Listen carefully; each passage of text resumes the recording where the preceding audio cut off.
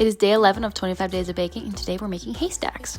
Now this one was a request. Boyfriend said this was something he had growing up during the holidays. So crazy because I never even heard about them. And to be honest, this is really banging and really cheap to make. It's literally just a bag of lo mein noodles, a thing of butterscotch chocolate chips, and some melted peanut butter. There's no specific recipe, but I did like a 1-to-1-to-1 ratio. 1 bag noodle, 1 bag butterscotch, and then 1 cup peanut butter. They instantly harden, so there's no need to freeze these or do anything with them.